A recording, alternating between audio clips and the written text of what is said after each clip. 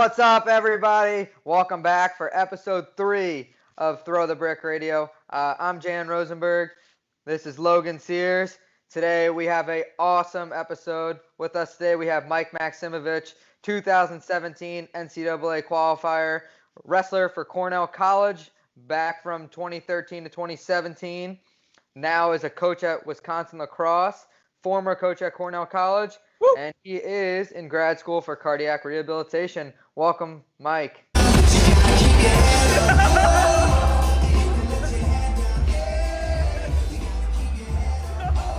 Hey, what's up, people? So, Mike, obviously, just looking at your ears, we could tell you were a wrestler or something along those lines. But can you kind of tell me what did you do to get into wrestling? That's a pretty great story. So, I got two brothers, one older brother, one twin brother, and honestly, we were really into WWE growing up.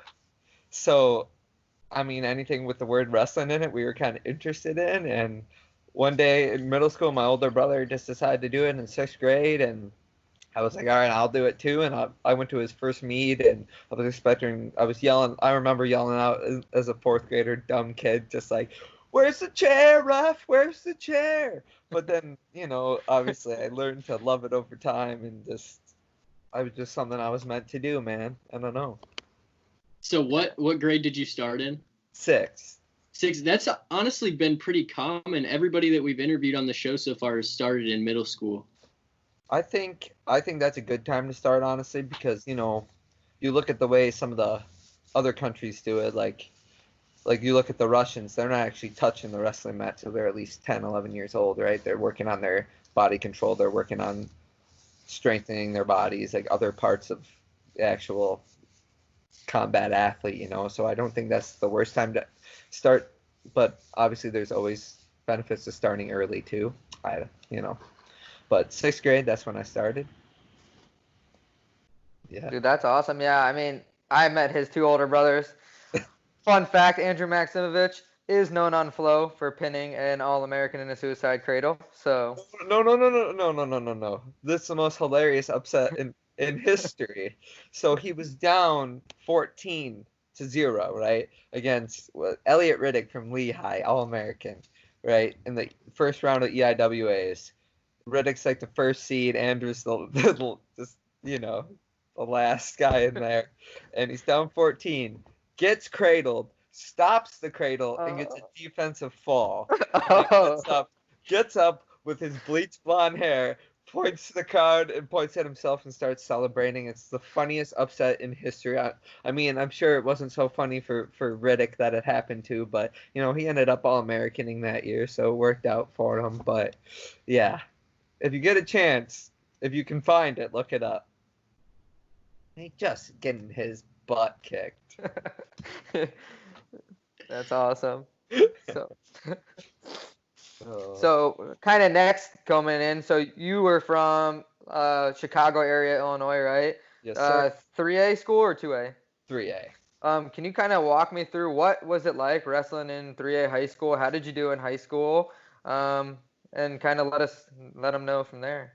High school. Interesting times for Michael Maksimovic, right? So, 3A was tough. I wrestled a lot of tough kids, and a lot of them went on to do some pretty great things, either in football or in wrestling. But, I wasn't the most, I was talented and I was good.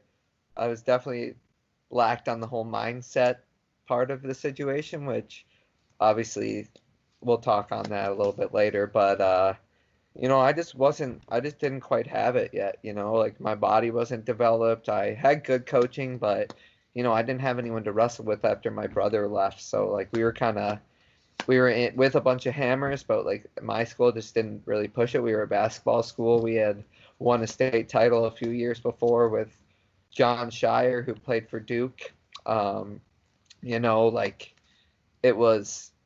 It just wasn't a big deal there, but for me it was. But I just didn't, I never made the state tournament. I lost a lot of matches in high school. I started on the freshman team, and I wasn't even the best in my family. My older brother was a state qualifier. My twin brother he went undefeated on the freshman team and was a frost off sixth placer. We have that in Illinois. You know, if you don't make it to the state tournament, you have a little JV state tournament. He got top six, and he beat some like future state finalists there. So, you know, I had a lot of work to do, but wrestling in Illinois was a good experience. You know, I think the best part of it was the freestyle and Greco part of it, because it's huge there, and the freestyle state tournament is still to this day. It's held down in Champaign at the Armory. It's still one of my favorite tournaments because it's basically, there is no classes, so it's every stud from all three classes wrestling each other, and it's just fun, man. You know, that's one of my favorite styles is freestyle. It's just fun. You know, there's big throws. Anything can happen. You could be down by 9 and then got a guy through 5 times matches, you know, and come back. So it's just, I don't know. I think that was probably the most developmental part for me is the freestyle season in Illinois, because you got so much competition. But yeah, that is for sure. I remember going to junior duels, which for people listening is like where every state brings together their best team, and you wrestle the other states to see who's the best freestyle duel team in the country. And we would bring kids from Blair. We would have all of our New Jersey state champs, good guys. And every year we would go there, and Illinois would still beat us bad. And we were like, how is this even possible, considering we have the number 1, 2, 3 folk style guys in the country? But yeah, like Mike said, Illinois freestyle is unreal. So I can understand how you would really like to wrestle in that. You know, but, you know, I still make jokes to this day to, like, some of my guys on the team who are from Illinois when they're not, like, turning guys on top. I'm like, yeah, we're from Illinois. It's always right here, baby. Our choice right here. Like, that's just how you, I mean, that's kind of, you know, I almost wish it wasn't that way, because obviously turning people on top is so important, especially with the 4-point near fall. But there's just something about it. It's just like, go on your feet, take him down, you know, like that just kind of was, that's just an Illinois style, you know. Lots of guys from Illinois, you know, they're usually pretty good on their feet, not the greatest mat wrestlers, usually in shape, tough nose, kind of similar to Iowa. Jersey's just good everywhere. Take that with, don't let that get you head, Jan. But yeah. So yeah, I don't know. I think it's just part of, like, freestyle and Greco are just like a very much part of the wrestling culture in Illinois. Just, we know we're good at it. You know, our Fargo team kicks ass. Excuse my language, but yeah. Do you prefer freestyle to folk style then? Watching wise or competing wise, I mean, for certain reasons, yes. I think it's just so fast-paced and dynamic. Like, there's so many ways to score in freestyle because you just have to get them across their back. But I think there's something, like, you know, hard-nosed about folk style, like trying to hold another man down or trying not letting someone hold you down. Like, there's something, I think there's just something, I don't know, tough about it, about folk style. It's just gritty. Yeah, I think I prefer watching freestyle a little bit more than folk style. Just the pace is a little bit higher, you know. Yeah. Then you get those crazy Russians throwing guys around, coming around the other side, tossing them for 4. Like, there's just something about it. You also get to see a little bit different styles. You know, the Russians obviously wrestle a lot different than the Americans. You know, slower pace. They'll kind of, you know, come at you a little bit different. Yeah, you know, they'll lull you to sleep and then kill you. Yeah, and I think the same thing. You get to watch guys like from Iran really be solid in their positioning, and you get to see guys from Cuba who are explosive leg attacks, and you don't really get to see that maybe in folk style as much, and it kind of makes it for a dynamic viewer point. So yeah, I think it's, you know, those Iranians, and they're just nasty with their underhook, or the Cubans will score 4 on you from pretty much any position. It's just, you know, it's fun to see. It's like you can see, it's like a little bit of their culture is in their wrestling style. You know, Americans are, you know, we're pull yourself up by your bootstraps people, you know, we're like, you know, we're a little more white collar these days, but like we grew up like, you know, blue collar, like pull yourself up. Like Iowa's like that. Like Iowa wrestling is exactly the state of Iowa, just kind of hard nosed, like, we're gonna wear you down. We're not that flashy, but you know, we're here and we're gritty, you know. And same thing, like Russians, like, you know, they're just like these, they're intimidating. Let's be honest here. They're just like these scary guys coming on, and they're like gonna kill you out there, you know. They're just there's just something about that international style. Yeah, so moving forward, so you didn't qualify for the state tournament as a senior.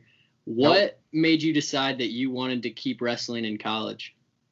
A little bit unfinished business, you know, like I felt like I had failed, which obviously looking back, it was just bring me to a greater place. But, you know, a lot of it had to do with getting that phone call from Coach Duroe, you know, having that guy and that level of like excellence, you know, how whatever he achieved, call ya, and just, you know, he just saw something in me, and he went on like later in my career, and as when I coached under him, he's just like, you know, I was kind of like a diamond in the rough, and you know that was something that he took pride in, was finding diamonds in the rough, you know, and I mean, obviously a lot of guys who don't make the state tournament don't always pan out like I did. Obviously, I'm unique in that way in certain, like, you know, I'm not saying I was the greatest guy in the whole world, but, you know, top 12 in the country, being some of the best guys, lots of future All-Americans, you know, like I went from a guy who came in 210 pounds as a freshman, chubby, non-state qualifier, like who's going to take this guy seriously, to like guy who was competing for All-American national titles, you know, and I think a lot of that had to do with my coaching, but a lot of it had to do with my change in mindset. So like that call from Duroe just kind of sparked, like I was like, all right, I'm not like I felt like I needed to do it. Like there was no chance I wasn't gonna do it, especially after that call, especially after someone like gave me the chance. I was just like, I can't end this like this, you know, I can't end this. I'm failing that way, you know, just not giving myself the best chance to like really make something out of this sport. And obviously like, and I was just in love with the whole process of it, but something about it, like it just pulled me towards Cornell. And then wrestling in college is like still, I'll say, is like the best decision I've ever made in my whole life by far. Like the friends I have and just the man it made me and everything I went through with it and the growth that I went through was just, I can't like this is the best thing I could have ever done for myself. Can you kind of walk me through the growth of change? Like what helped you get that mindset from being a guy that came in as not, let's say, the high level wrestler to like being that round of 12 guy, honestly knocking on the door to be, I think, arguably you were a top 3-4 guy watching you at the end of your career. So Yeah, and I ran into some studs. Shout out Sonny Boy Blanco. But but you know, man, it's just like you know, they tell you flip the switch kinda. One day, you know, like when I came in as freshman, like I was kind of like this scared, like not scared like to compete, but scared to like really do what it took to be like good and like believe in myself. And I think a lot of guys have that wall, like we hype, first, like sometimes it's hard to like be like, yeah, I am a great wrestler, I am good, like those positive affirmations. And a lot of it comes from either fear of failure or fear of fatigue, right? So for me, I think that's the main problem. And for wrestlers, a lot of it is that fear of that fatigue, because you do go, as we say, like you get to like a dark place sometimes, or like you get like you can't, you know, you get that feeling that you can't like walk off the mat because you're so dang tired. And like a lot of guys, that's scary. And a lot of that switch for me, like especially like I had a really not so good junior year of college, right? I was injured, I was feeling sorry for myself, I was, you know, I maybe took on too much. I had a new relationship, I had a new puppy I found, you know, like I was just kind of making excuses.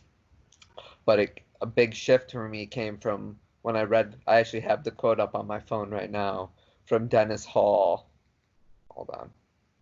So the quote from Dennis Hall, it's, I remember coming off the mat and I wasn't tired because I wanted to keep it close and win it at the end. That was a huge turning point in my career. I said to myself, this is never going to happen again.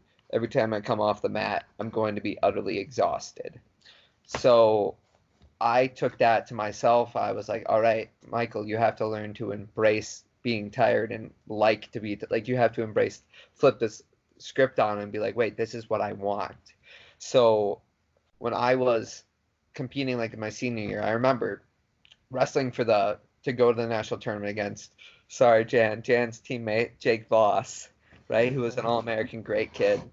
So Good kid, yeah. good wrestler. Hard nosed, good hand fighter, yeah. He's Yeah, not an hard easy nose. guy to So, get like, through, yeah. he throws me, right? Like, he throws me. I don't go to my back, but he scores on me, and this is like a tight match. Semifinals of the regional tournament, and I remember telling, like, I felt sorry for myself for 1 second, then I remember telling myself, I'm like, no, make yourself uncomfortable. Make yourself uncomfortable. That's what I used to tell myself, is make yourself uncomfortable. You will get out. So I just, I was like, I'm going to get as tired as possible. That's my goal, is to get as tired as possible. And I got out, and, I made it to the national tournament. So, I think a lot of it comes from that. Like, you have to want to be exhausted. You have to make yourself want to be tired and realize that, like, all right, this is what we're supposed to feel. Like, you're supposed to, like, now when I get tired, I'm just like, hell yeah, here we go. I'm feeling it now, baby. Here we go. So it's just like a flip in that. Everyone says it's all about perspective. It's a flip in that perspective. Like, instead of fearing it, you make it your shield. Like, that's exactly why you're gonna win. It's because you want to be tired. And it's just like a little switch in that.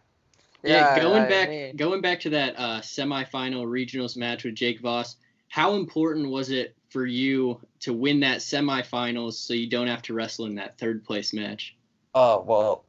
I mean, I did it the hard way every time, which I don't recommend. So I had lost twice my sophomore and junior year. I had lost on that first round back, like that next round backside to go to. So I got fifth 2 years in a row. I mean, I had some studs always a few All-Americans in my bracket, but, getting past and just getting to the tournament, it was like just a weight off your shoulders, kind of, because instead of worrying about having to wrestle back, I went and took a nap, like, I was going to go, and, I was in. So I think I wanted that match really bad. I didn't want to, plus he had beat me that year. So obviously you don't want to, I wanted to win the grudge match, the rubber match, because we were 1-1 that year. So felt good.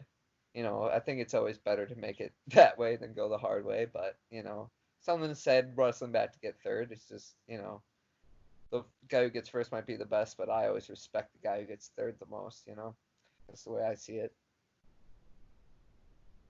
So important. Yeah. So I think kind of looking in my own vision of wrestling, I really respect young coaches, and I think I look up to you and Topher Carton a lot as like a young coach. Just for people that like know Mike and I coached together at Cornell. I learned a lot from him, just kind of listening to him talk back. He was talking about mindset, how you find a dark place. I kind of use that in my own training now and embrace that to push through miles when I run marathons and push through those extra bike rides. And I really embrace that, as Mike will call it, we'll probably hear it later, the gift from the universe to get tired and push through that dark place, even if you don't want to. Can you explain, like, how do you use that kind of gift that you found for wrestlers now? Explain how you utilize, like, the coaches you had, such as Duroe and Malachek, who are legends. How do you work underneath them to help give the gifts that you have to your new wrestlers now? Yeah, like you said, like the gift from the universe, right? So, like, I kind of preach, like, I always preach, like, there's nothing that can happen to you that's not going to give something better in return, right? There's nothing bad that can happen that's not going to have a gift on the other side. Like, you lose a match, guess what? You learn and you get better, right? You're not feeling so good, right? Like, you can learn to push through that. Like, there's always something to take from it. And I learned a lot of that from, like, Duroe, right? Because especially, I don't know if everyone who was listening will know this, but he had to battle brain cancer towards the end of his life. And I was sad, it's sad, but I was lucky enough to get to experience, like, his fight with that, and to see, like, his attitude was just unparalleled. Like, he never felt sorry for himself a day. He worked out every single day. He was mowing the lawn 85-degree weather 20 days before he died, right? So like this guy was just like he saw like getting tired and getting the opportunity. He always preached, this is an opportunity, right? This is not a right to get to wrestle. It is an opportunity. And, I try to bring that to everyone. Like at Cornell, I did it a lot because some guys would just be like, not like just not complaining, but they're like kind of iffy about wanting to compete. And I was just like, every time you step on the mat, it's a gift, man. This is an opportunity. And I think that I try to bring that to all my guys, like, because it's always easier to do something if you enjoy doing it, right? If you're thinking that you're gonna be like, you have to be here, that you're like, you have to wrestle today, like this is gonna suck, you're not gonna do well. Like it's just, you're not gonna like what you're doing, you're not gonna be happy, right? And I think a lot of it, and we talk about it up here under Malachek, we spent a lot of time on mindset this year. We read books. We read a book called Flip the Script by Coy Cooper, which kind of about that, like realizing what's important to you and like going after it, putting energy into it and enjoying that process. And I think that's kind of one of the reasons we've had success this year. Like our guys enjoy wrestling. Like you take a kid like Grant Zaman, #1 in the country, beats everybody this year. That kid literally just loves to wrestle. He works his butt off, like he gets exhausted. Like we always all preach, like get tired, but the kid just loves to wrestle. And I think that's part of it, is like learning to enjoy it as a gift. And I learned a lot of that from Duroe, just making it, like realizing it's an opportunity. He brought me into the culture. Like I got to spend time around the University of Iowa coaches, like hearing their stories, hearing coach stories from his adventures, like with Terry Brands through the world team, Olympic circuit, like getting to go out to the Olympic Training Center, like being around this and like realizing like, oh my God, this is such an opportunity. Like I've been so lucky to get to coach under these legends, like these guys who have had so much success, and I'm lucky enough to learn from them and like be able to bring that like attitude, like, yeah, this is an opportunity to wrestle, a gift, like this, God, this is awesome. And I think I think that's what I bring mostly as a young coach, is like an energy. Like I just love to be here. Actually, like one of my favorite stories is from your teammates, Logan. So at the end of regionals last year, when me and Jan were coaching at Cornell, 2 of Logan's teammates come up here and just tell me, hey man, you're like my favorite coach. You just look like you're having a great time. I'm like, because I am having a great time. Mm-hmm. It's just, it's just the sport of wrestling is such a gift, man. And like I think people get lost in like the intensity of it sometimes, but like you just got to embrace that chaos, kind of, man. I think that's kind of the secret. It just reminds me, like we talked about this plenty of times, but after like my first chance of wrestling at D1, when I go to D3, I mean, the same thing with Coach Osendorf. I mean, him and Coach Duroe both got to work underneath Gable.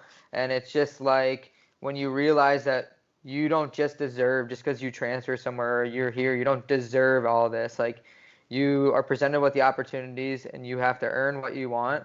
And the same thing, if you find that second passion and you start to love the sport, man, you can do some great things with it. But the minute you kind of let that thing come and let everything else around you bite you or start attacking you, man, you're just, like you said, you're not going to find much success and you're not going to find much love. Like it's hard to do something this demanding if you don't love it. You always see guys like who come back and like, when you see guys who would look like they're enjoying themselves, they always do better. Like you watch a guy like Jaden Cox wrestle, that guy just looks like he's having a great time. You look at Pat Downey, like before he went out to NG, like the New Jersey Wrestling Club, man, he didn't look like he was having a good time. Now he looks like he's having a blast. Like it's just surrounding yourself with people who are going to get you to where you want to be and enjoying yourself doing it, man. Like people put so much emphasis on like being tough and like all this, like, heck, man, smile out there. Have a good time. This is fun. Like, this is my late high school head coach always said, like, wrestling's a fun sport. Don't forget it. You know, like this is a fun sport. And I think that's where people need to remember is like, all right, this is supposed to be a good time, which, you know, like your teammate said, Logan, like I am having a great time. That's why it looks like I'm having a great time. Yeah, so I mean, this year obviously there's pretty big adversity at the end of the season. You're coaching one of the best guys in the country at 157 pounds. How do you help him get over that fact that, you know, he might not be a national champion this year? I remember I texted a few of my guys right afterwards. Is like, you know, I texted them and I was like, you know, it sucks.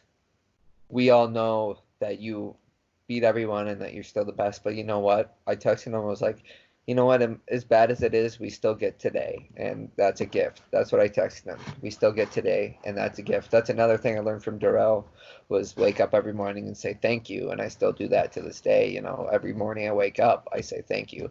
So I think that's kind of what I push on him. I was just like, you know, he has keep the faith tattooed on him, and I just told him like, hey, keep the faith, man. Like, you know, we still get today, and that's a gift. And he just responded like, you're right, it is a gift. And he just went back to work. You know, that's the kind of kid he is.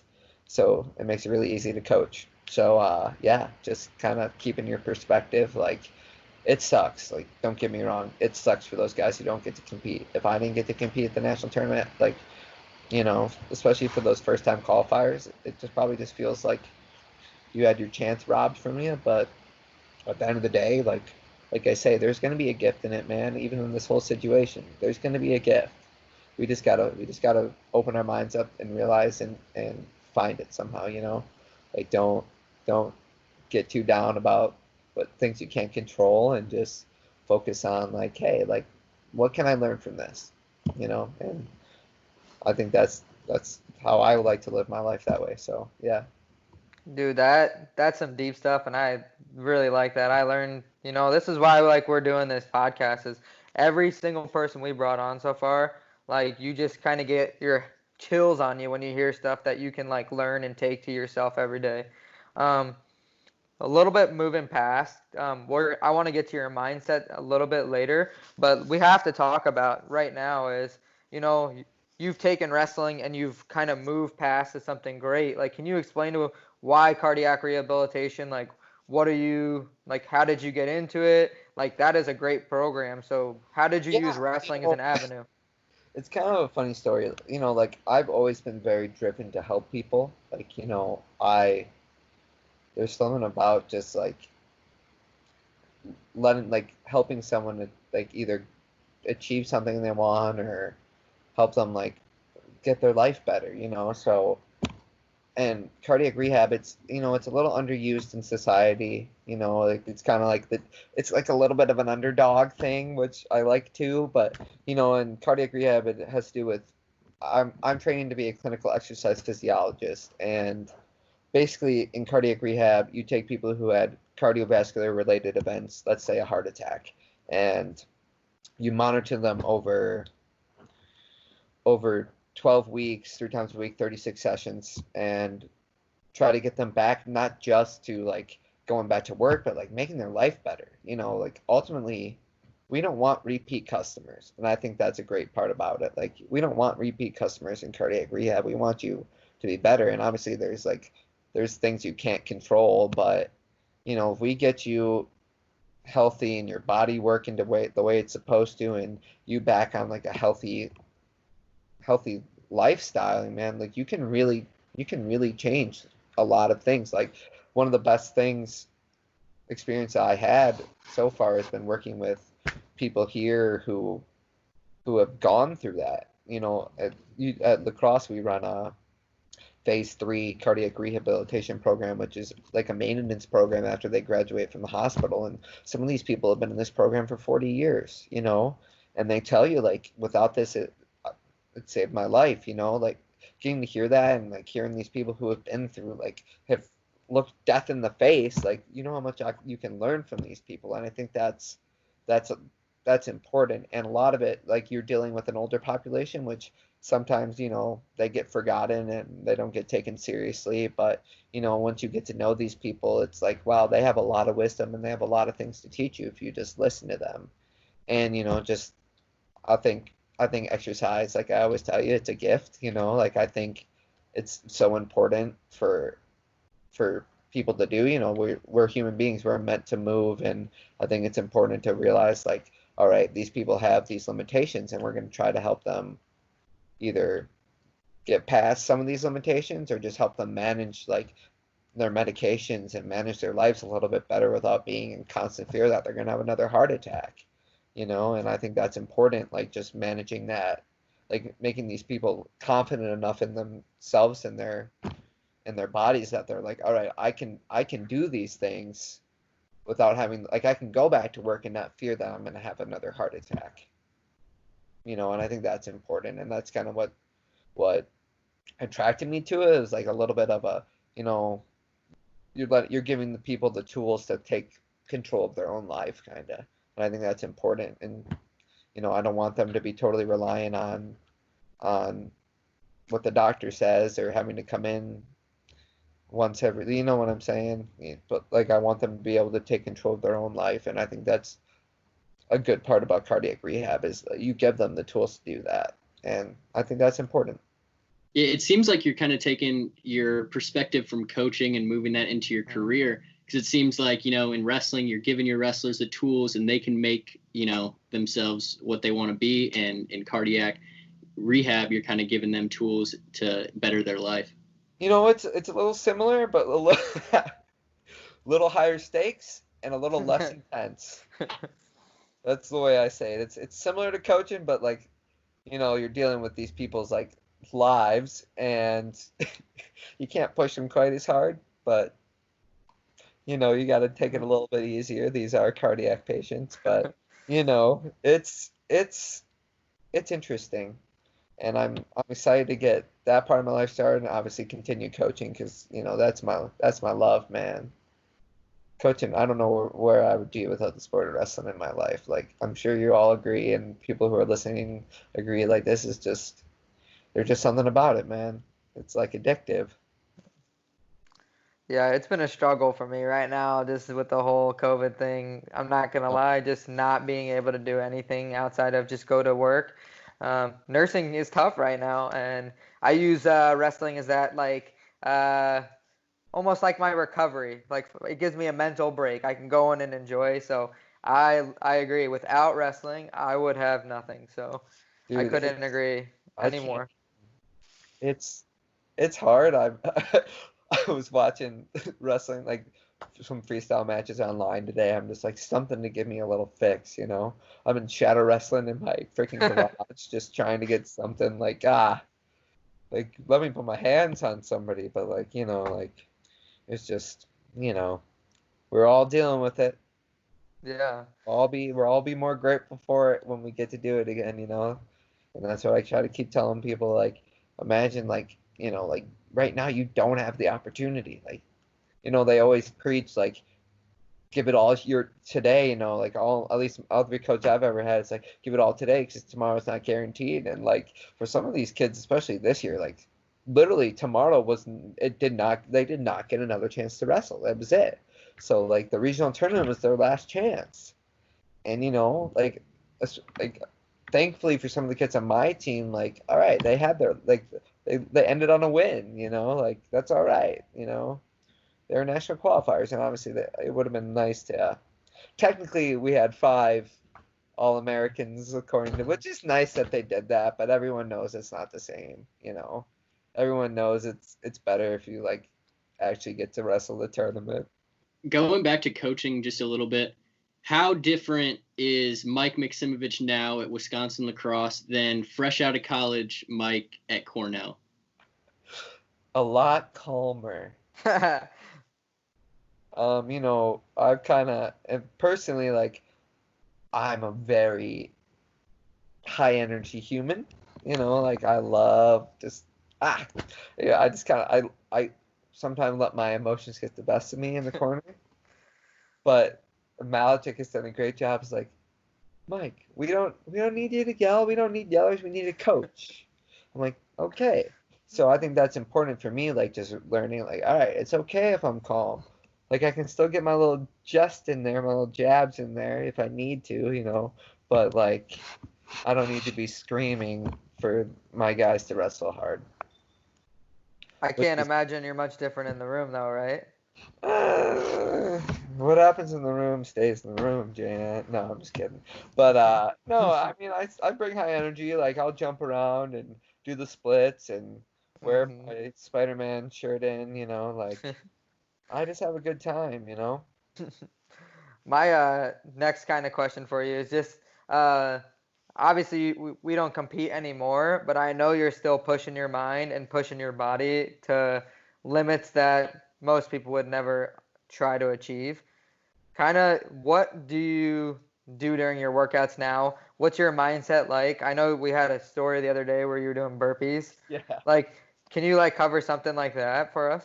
Yeah. So I was like hitting the bag, like really getting after it, right? And I was just like, all right, I'm like before every workout, I always say like, this is a thank you, this is a gift, this is an opportunity, and the harder I go, the stronger I'm gonna get. So like then I get after it. So I'm doing some burpees, right? And I'm starting to feel sorry for myself a little bit. Like, I'm getting like exhausted. And then I'm like, wait. I tell myself as I'm doing burpees, like, wait, Michael, no, man. This is a gift. This is what we're supposed to be doing. Like, we're feeling good now, man. We're feeling it. Heck yeah. So then I'm just like, all right, stop thinking about it and just do my burpees, Like, I think a lot of it, I was talking to my head assistant coach from high school. His name's Andrew Gildy. He's a great guy. He coached at Conant High School in Illinois. And a lot of it has to do with focus and discipline. Like when when you're getting tired, like a lot of it is just like, like people panic, because you're uncomfortable. And I think that's the difference. Is like, wait, it's not about being like this tough guy. It's about being focused. Like, all right, I'm exhausted, but I'm disciplined enough. Like, all right, this is how we're supposed to feel. Like, I'm gonna keep going. I'm gonna go in a wrestling match. Like, you're in the third period. You're in a close match.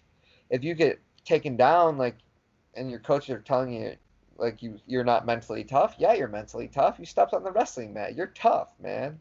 You're a tough guy willing to battle, but you're not necessarily focused. And I think that's what, as people say we're a more sensitive generation, and we are. We're like, we're very in touch with our emotions, and I think that's important. Like, like when these kids hear that they're not, if they mess up, they're not tough. They are tough. Like they're college wrestlers. They're tough. They're willing to battle, right? But when you get tired, it's a focus thing. It's a discipline thing. Like, like don't panic. And I think that's kind of what I learned from pushing myself is like, if I stay just calm, I'm never quite as exhausted as I think I am. And I actually remember wrestling you, Logan, last year. Yeah. Yeah.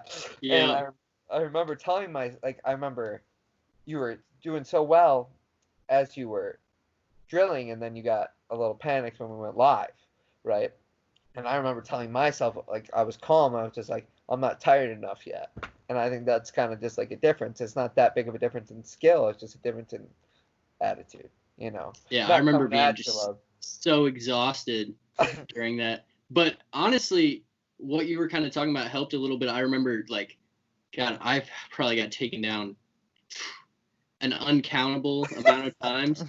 And I just kept coming at you, kept trying to come at you. And I definitely learned a lot that day. Not really wrestling wise, but mindset wise on just how to, keep going, persevere through that kind of stuff. Yeah. It's just like, yeah, like this is this is exactly what you're supposed to feel. Like, stay focused, don't lose it. Because when you panic, you're done, right? If you panic, you're done. I totally agree and attest to that as well. Learning that from Mike, even yesterday. So Logan and I were texting, and I was like, "Hey, Logan, like, you want to work out?" And Logan was like, obviously he's pretty busy finishing schoolwork and stuff. But I said to Logan, like, "All right, I'm gonna go. Like, what should I run or bike?" And Logan told me, "Okay, like, you should go run today." And I asked him for a mile count, and I haven't really run like long distance since this quarantine winter.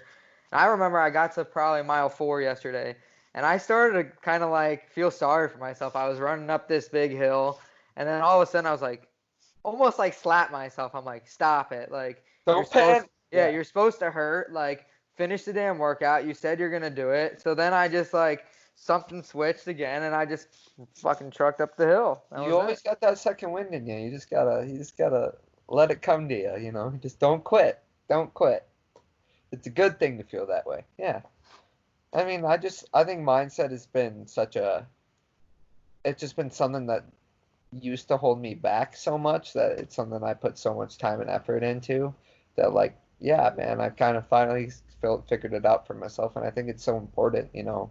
The mental side of wrestling is so big, you know, like, because I think, like, I remember listening to your buddy Brandon or whatever your teammate, yep, and he was just saying, like, you got to wrestle hard, and you can beat a lot of guys that way, and that's true.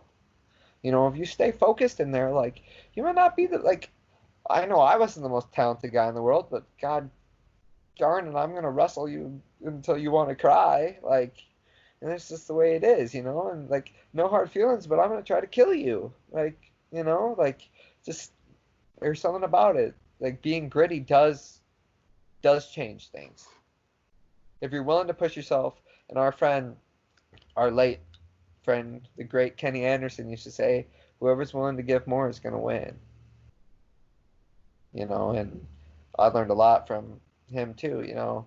Mm-hmm. And that was one of me and Jan's close friends too, man. And you learn a lot from those situations, especially when you lose those people. You think about a lot about what they say, and, you know, to him, like, for me, when I actually, the greatest lesson I learned from him was during when to boost morale. We were having kind of a rough season, and I decided to wrestle an open tournament to boost some morale on our team. And the Loris Open. Yeah, I brought it that day too. I got so tired. I remember I was beating this kid up pretty good, and then third period come around, and I just tanked. I felt like I was drowning. But something Kenny told me is, like, because I was thinking, you know, because I was competing, right? Like, I was about to compete. Like, you know, your emotions start running. You're starting to feel nervous, like, because you're about to, you know, you're about to go try to take someone's head off, and they're about to take your head off. Like, who doesn't get nervous before they wrestle, right? So Kenny just told me, like, embrace the chaos, man. I'm like, what are you thinking about? You've been doing this since you were 11.